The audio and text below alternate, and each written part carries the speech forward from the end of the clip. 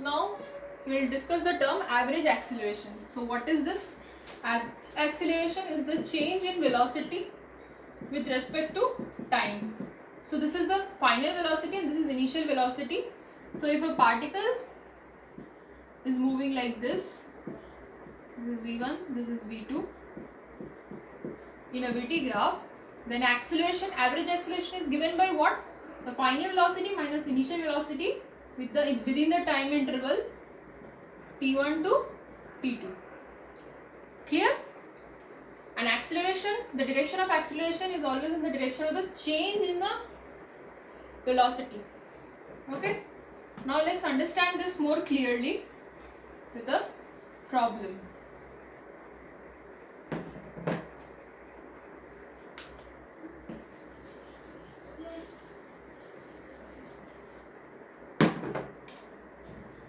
Let's say that an athlete runs north with 6 km/h and then turns to west and 4 km/h at 5 seconds. Basically what it means, at 5 seconds, duration of this journey is 5 seconds. Calculate average acceleration of the athlete. Question में क्या दिया है? एक athlete था, तो ऐसे वाले question को पहला जो चीज़ आना चाहिए वो हमें ग्राफिकली सॉल्व करना है. तो पहले हम लोग ग्राफ में बना लेंगे. So there is an athlete. So suppose this is my athlete. He is going north and then he turns to west.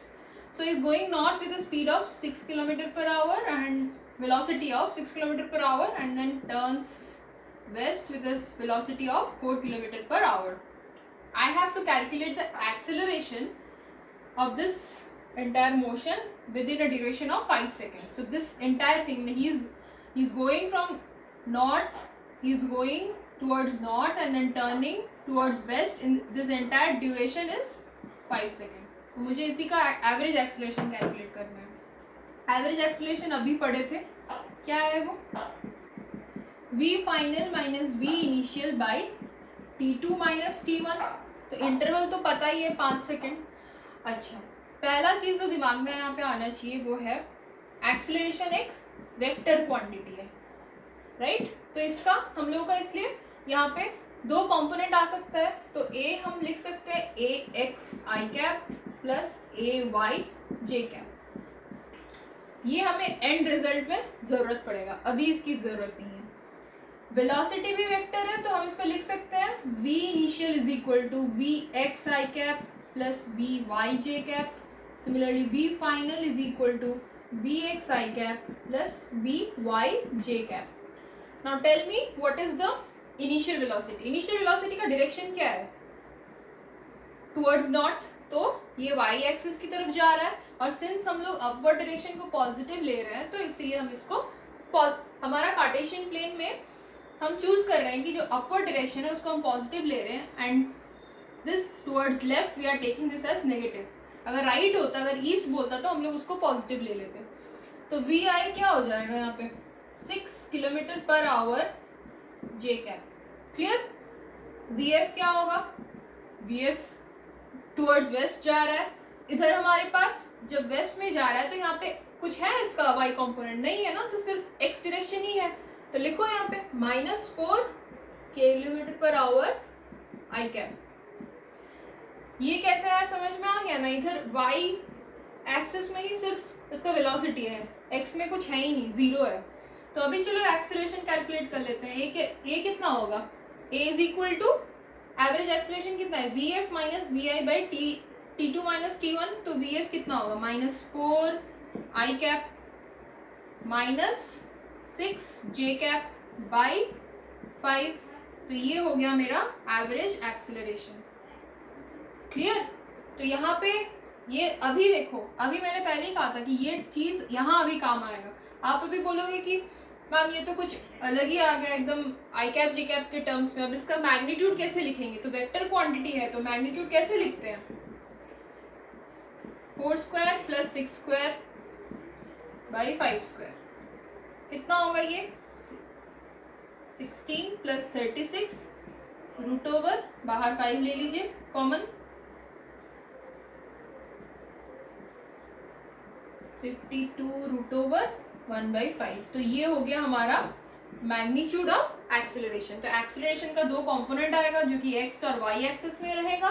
और ऐसे टाइप के क्वेश्चन को करने के लिए कभी भी वेलोसिटी को जो दिया गया है बाई टाइम करके ऐड मत कीजिए।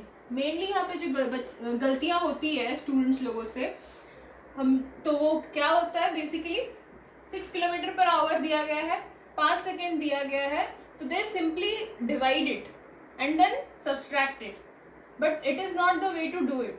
ओके, मतलब दे सिंपली डिवाइडेड मीन 6 - 4/5 कर देते हैं, पर वैसा नहीं करना है। क्यों? क्योंकि इसका डायरेक्शन अलग है, इसका डायरेक्शन अलग है।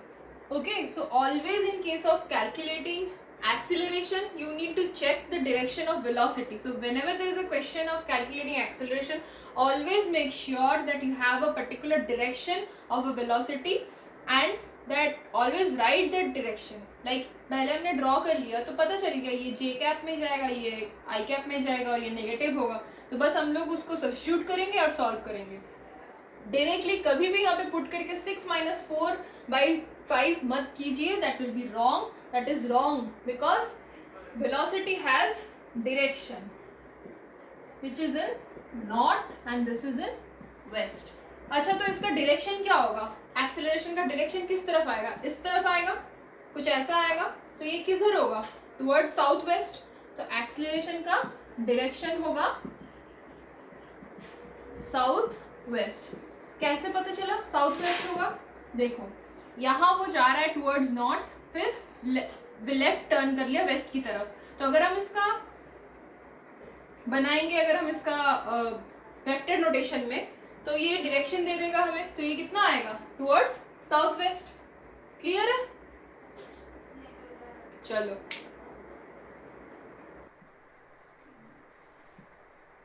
अच्छा, इंस्टेंटेनियस का मतलब क्या होता है? उस पर्टिकुलर मोमेंट पे।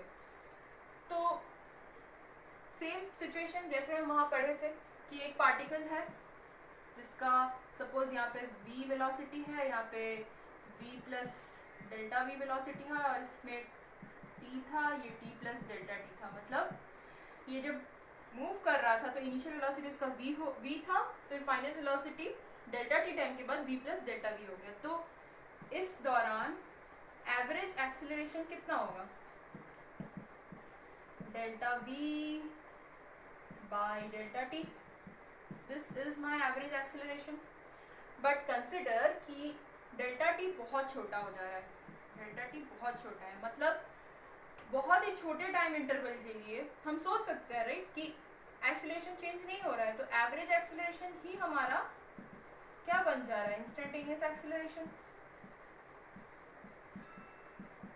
इसको हम क्या कहते हैं? Derivative of velocity with respect to time.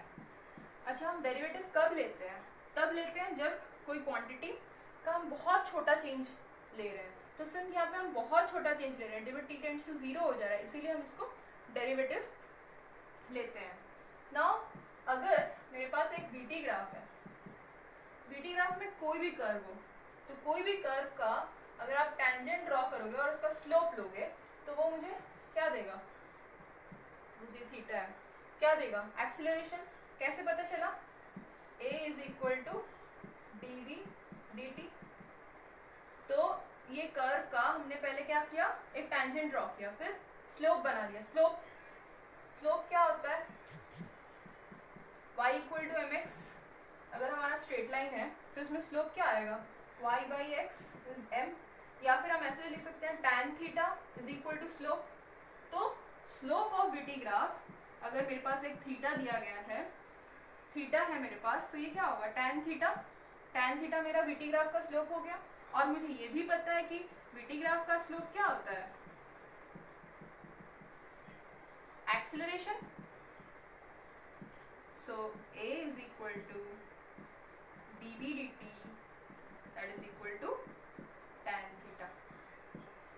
Case में होता है, for a BT graph. Clear? Okay, now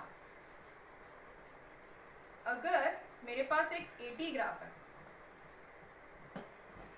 मान लो AT graph, acceleration versus time graph है और यहाँ पे ऐसा कुछ कर्व है, तो this is T1, T2, this is A1, now मुझे पता है dv dt is equal to a होता है। तो dv is equal to a dt हम लिख सकते हैं। अच्छा, a इंटू टी, अगर हम बहुत छोटा सा यहाँ पे चेंज कंसिडर करें, एकदम डेल्टा टी वाला चेंज, तो इसको अगर हम इंटीग्रेट करेंगे ये पूरा एरिया दे देगा, राइट? तो अगर हम इंटीग्रेट करेंगे हमको क्या मिलेगा यहाँ पे हमारा लेफ्ट में क्या टर्म है, वेलोसिटी। तो velocity is what, a dt, that is what, area under 80 graph. Clear? इतना क्लियर हो गया? चलो अभी नेक्स्ट पढ़ते हैं, आगे बढ़ते हैं। अच्छा, एक्सेलरेशन का जो डायरेक्शन होता है ना, वो हमेशा वेलोसिटी के, चेंज इन वेलोसिटी के डायरेक्शन में ही होता है। ठीक है? आपको अगर कभी भी क्वेश्चन में दिया जाता है एक्सेलरेशन, कैलकुलेट द एक्सेलरेशन, तो हमेशा आपको इंस्टेंटेनियस एक्सेलरेशन ही निकालना है। एवरेज एक्सेलरेशन आपको जब बताया जाएगा तो आप तब एवरेज एक्सेलरेशन निकालेंगे, नहीं तो normally instantaneous acceleration is nothing, we will consider it as acceleration for a particular time t। ओके, नाउ तो अच्छा, a अगर हमारे पास सपोज x, हमारा जो फंक्शन है x in terms of t दिया गया और मुझे कहा गया है एक्सेलरेशन निकालने के लिए, तो मैं कैसे निकालूंगी? मतलब अब मैं क्या करूंगी, a is equal to derivative, और हमको पता है ये बात, मुझे बस x दिया गया है, मेरे पास सिर्फ x है, x as a function of t, मेरे को बोला गया है a निकालने के लिए। ऐसे क्वेश्चंस आपको मिलेंगे, तो इसमें आप क्या करोगे, इसी इक्वेशन में आपको ये पता है a is equal to dv dt, तो v की जगह हम क्या लिख सकते हैं, dx बाई dt, क्योंकि v भी, ये v जो है इंस्टेंटेनियस वेलोसिटी ले रहे हैं, तो इसमें क्या हो जाएगा, ये double derivative of x with respect to double derivative of time, ये हो गया मेरा acceleration. Now suppose I have v in terms of x, मतलब I have a function v of x, something f of x, कुछ भी है, ठीक है। Now I have been asked to calculate a, मतलब v is equal to suppose say 2x square plus 4x plus 3 for example, what will be my acceleration? आप बोलोगे acceleration तो dv dt होता है, अब कैसे निकालेंगे? It's very simple, a is equal to dv dt, है ना? तो अभी dv by dx into dx by dt हम लिख सकते हैं, right? This is feasible.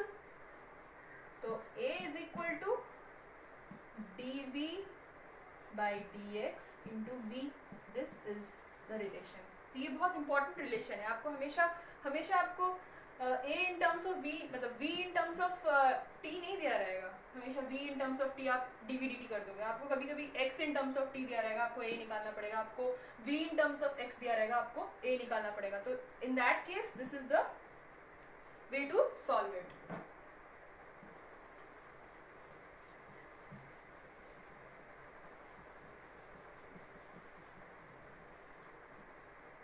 I hope you understood it।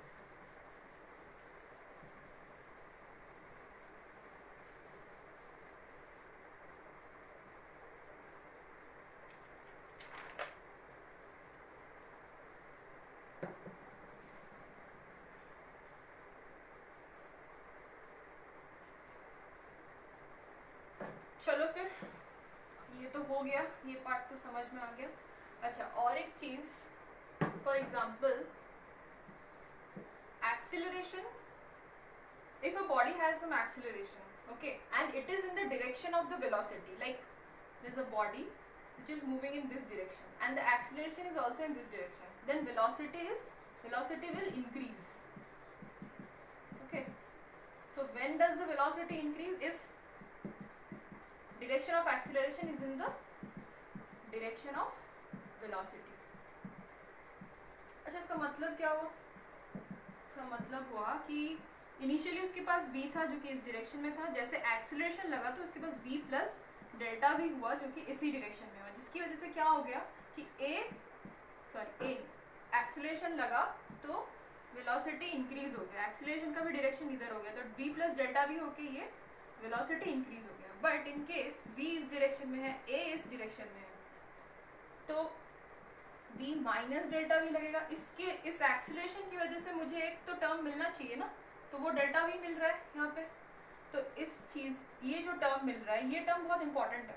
ये मेरे मोशन को आइदर इंक्रीज करवाएगा या फिर डिक्रीज करवाएगा. तो यहाँ पे जैसे a नेगेटिव डायरेक्शन में लग रहा है तो वेलोसिटी यहाँ पे डिक्रीज हो जाएगा, और इस केस में वेलोसिटी इंक्रीज हो जाएगा. तो ये बहुत इंपॉर्टेंट चीज़ है, ध्यान रखिएगा.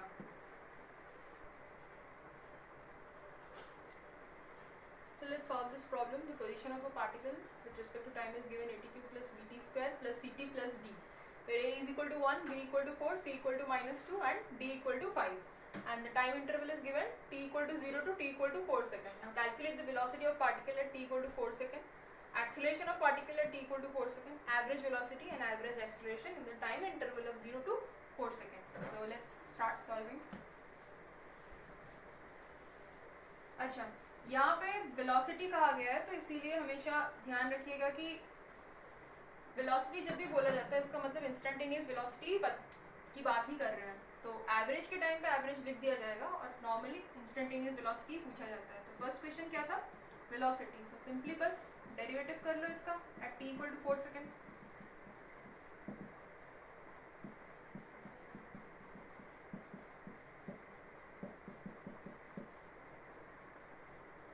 अब इसमें t इक्वल टू 4 सेकेंड का वैल्यू पुट करो, a का वैल्यू पुट करो.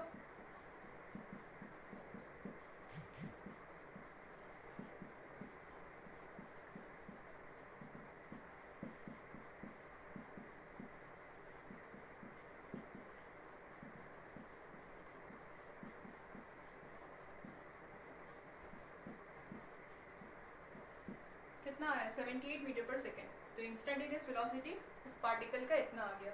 हमने क्या किया इंस्टेंटेनियस वेलोसिटी के लिए? कुछ नहीं, बस derivative at t equal to 4 second. Second question क्या है? Acceleration at t equal to 4 second. Acceleration के लिए क्या इंपॉर्टेंट है?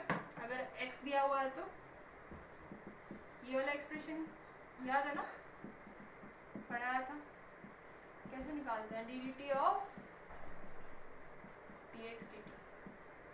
वेलोसिटी का डेरिवेटिव एक्सीलरेशन होता है, तो वेलोसिटी की जगह बस हमने टाइम डेरिवेटिव विद डिस्प्लेसमेंट का derivative with respect to time लिख दिया है.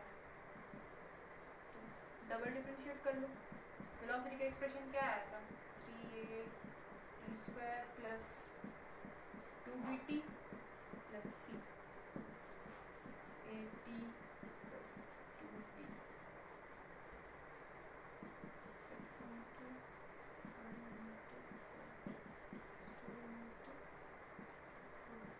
24 प्लस 8 कितना आ रहा है?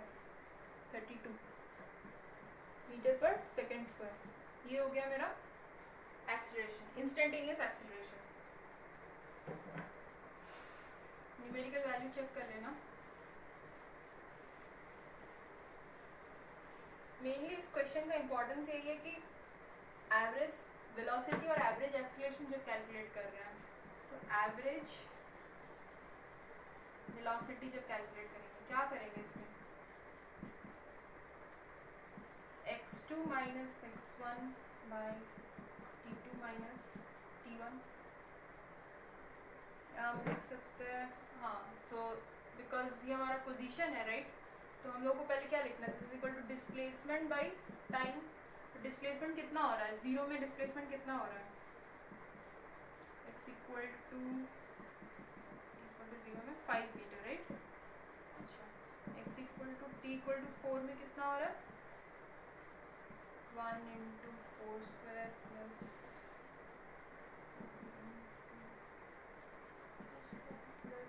माइनस 2 इंटू 4 प्लस 5 कितना आएगा 16 plus 64 minus 2 8 plus 5 this is how much 6 4 10 7 1 8 गलत हो गया क्या अच्छा ये क्यूब होगा ना दिस इज 64 ये कितना आ जाना चाहिए 125 मीटर पर मीटर करेक्ट तो डिस्प्लेसमेंट कितना होगा डेल्टा एक्स कितना होगा 125 minus 5 that is equal to 120 metre यही तो पढ़ा था ना एवरेज वेलोसिटी में एवरेज वेलोसिटी क्या होता है टोटल डिस्प्लेसमेंट बाय टाइम तो यहाँ पे ना यही चीज़ इंपॉर्टेंट है ये गलती तो माइनस करना पड़ेगा ये तो ऑलरेडी t इक्वल टू 0 में इतना आगे आ चुका था तो शॉर्टेस्ट इनिशियल और फाइनल पोजीशन के बीच शॉर्टेस्ट डिस्टेंस कितना हुआ मेरा 120 नाउ हम कैलकुलेट करेंगे एवरेज एक्सीलरेशन वेलोसिटी हमें मिल गया है एवरेज एक्सीलरेशन कैलकुलेट करेंगे अच्छा एवरेज वेलोसिटी करो 120 वी एवरेज हमने लिखा नहीं था ना वहाँ पे 120 बाई 4 30 मीटर पर सेकेंड इस टाइम इंटरवल में कहाँ से कहाँ तक t इक्वल टू 0 से लेके t इक्वल टू 4 सेकेंड तक एक्सीलरेशन कैसे कैलकुलेट करते हैं average acceleration a average v2 minus v1 by t2 minus t1 same procedure v2 निकालो at t equal to 4 seconds v1 निकालो at t equal to 0 second minus करो तो ये सारी इंस्टेंटेनियस वेलोसिटी है ठीक है तो v2 कितना होगा v2 p square plus 2pt plus c यहाँ पे सिर्फ c का ही वैल्यू रहेगा एट t इक्वल टू 0 है ना अच्छा v2 v1 right v2 at t equal to 4 seconds कितना होगा v2 माइनस v1 करो 78 माइनस ऑफ माइनस बाई 4 कितना आएगा ये 80 बाई 4 20 मीटर पर सेकेंड तो ये हो गया हमारा average acceleration clear next question करते हैं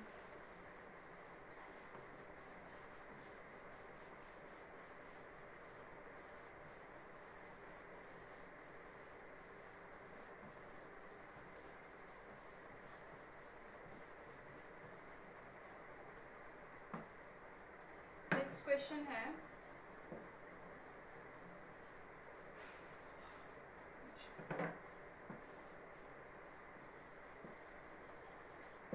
what does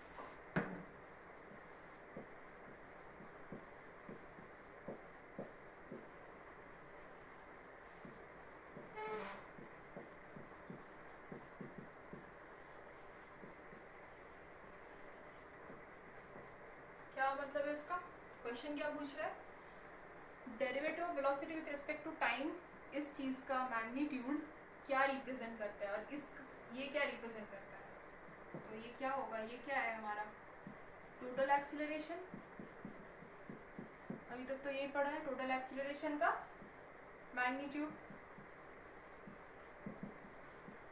अच्छा ये क्या है दिस इज स्पीड बिकॉज इसमें हम लोग मैग्नीट्यूड कंसिडर कर रहे हैं तो ये पार्ट है एक्सीलरेशन का कौन सा पार्ट है tangential part of tangential acceleration total acceleration का ये पार्ट है क्लियर अच्छा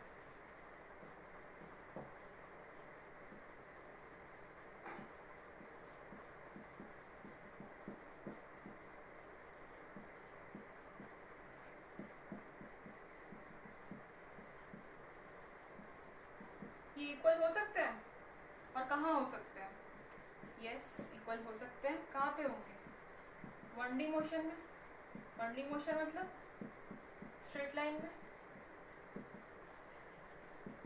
लाइन में ये दोनों क्वांटिटीज इक्वल हो सकते हैं, क्योंकि स्ट्रेट लाइन में क्या होता है, स्पीड और वेलोसिटी इक्वल हो जाता है। क्यों?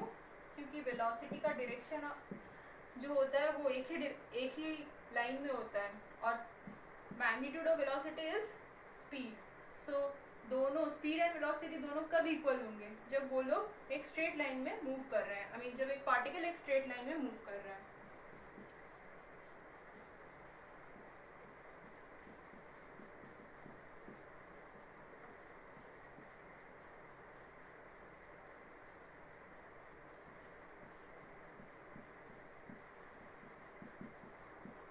ये सिचुएशन पॉसिबल है। Magnitude of speed with respect to time zero होगा, पर ये वेलोसिटी मतलब एक्सेलरेशन जीरो नहीं होगा।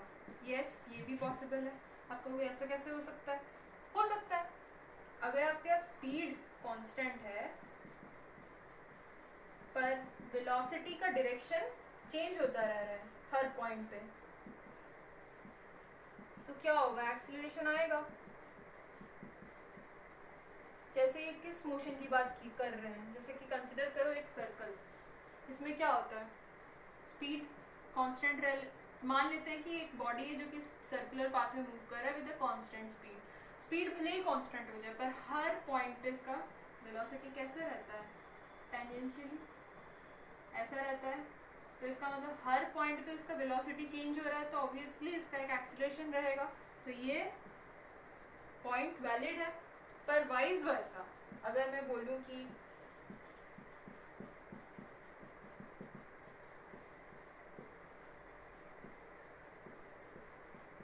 वाइज वर्सा क्या कभी पॉसिबल है? डेफिनेटली पॉसिबल नहीं है। क्यों? क्योंकि अगर स्पीड जीरो नहीं है तो वेलोसिटी तो जीरो होगा ही नहीं, और अगर वेलोसिटी जीरो नहीं है तो एक्सीलरेशन जीरो नहीं होगा। तो इसीलिए ये वाला कंडीशन पॉसिबल नहीं है। तो ये बेसिक कॉन्सेप्चुअल क्वेश्चंस है, इसको आप थोड़ा अच्छे से एनालाइज कर लीजिए, आपको समझ आ जाएगा। जनरली इसमें वो एमसीक्यू टाइप के क्वेश्चंस में ये देता है कंफ्यूज करने के लिए बच्चों को, ये टर्म और इस टर्म में कंफ्यूज होने की कोई ज़रूरत ही नहीं है। ये बस टोटल एक्सेलरेशन है, ये टेंजेंशियल एक्सेलरेशन है जब आप सर्कुलर मोशन में मूव कर रहे हैं। आगे आगे हम पढ़ेंगे सर्कुलर मोशन क्या होता है, तो उसमें अच्छे से पता चल जाएगा। तो ये बेसिक क्वेश्चंस है, पहले ऐसे बेसिक क्वेश्चंस आप अच्छे से कंप्लीट कर लीजिए, उसके बाद हम लोग अच्छे टफ प्रॉब्लम्स करेंगे।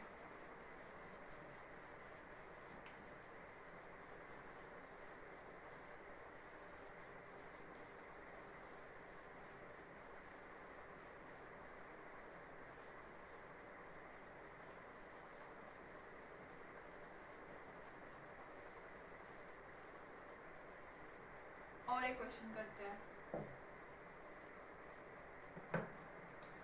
Let's say v is a function of time.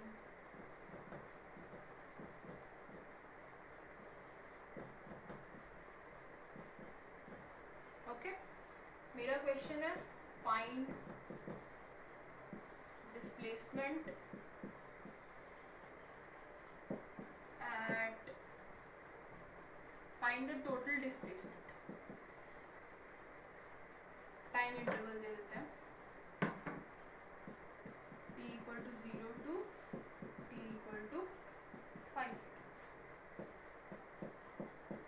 Find acceleration at t equal to 5 seconds.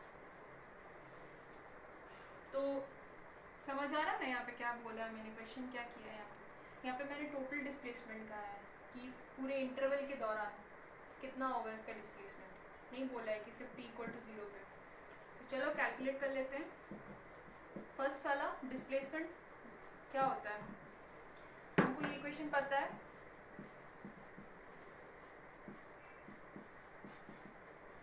Derivative of displacement with respect to time is equal to velocity, ये तो पता है। तो आपको ये भी तो बताया था कि v dt is equal to dx। इसका मतलब क्या हुआ कि dt ग्राफ में अगर हम एरिया कंसिडर करेंगे तो हमें वो क्या देगा, डिस्प्लेसमेंट। तो इसमें हमें v और t का रिलेशन दिया गया है, तो इंटीग्रेट कर लो इसको, t इक्वल टू 0 से लेके t इक्वल टू 5 सेकेंड तक, तो हमें टोटल डिस्प्लेसमेंट पता चल जाएगा। तो total displacement is equal to v का वैल्यू यहाँ पे सब्स्टिट्यूट करो,